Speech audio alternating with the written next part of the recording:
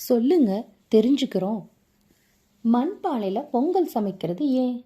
பொங்கலை பொதுவாக மண்பானையில் தான் சமைக்கணும். அதுதான் தமிழரின் தொன்று தொட்டு வரும் வழக்கம்.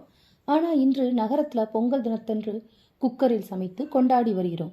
இது வருங்கால தலைமுறைக்கு மண்பானையில் ஏன் பொங்கலை சமைக்க வேண்டும் என்று கற்றுத்தர வேண்டிய நேரம். ஆம், மண்பானையில் தான் பொங்கலை சமைக்க வேண்டும்.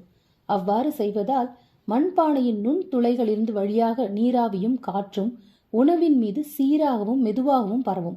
இதனால என்ன பயன் கிடைக்கும் என்றால், சுத்தம் செய்யப்படாத அரிசி காய்கறிகளாக இருந்தாலும் மண்பானையில் சமைக்கும் போது கிருமிகள் அழிந்துவிடும். அடுப்பை விட்டு இறக்கினாலும் சூடு ஆறாமல் அதன் தன்மை கெடாமல் பாதுகாக்கும். உணவின் சத்துக்கள் அனைத்தும் பாதுகாக்கப்பட்டு எளிதாக சீரணமாகும்.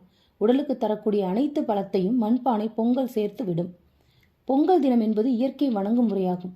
மண்பானை என்பது இயற்கை தந்த வரமே. அதற்கு மனிதன் உருவம் கொடுக்கிறான், அவ்வளவுதான். ஆகையால் மண்பானையில் வைத்து பொங்கலை இயற்கை வழிபடுவோம்.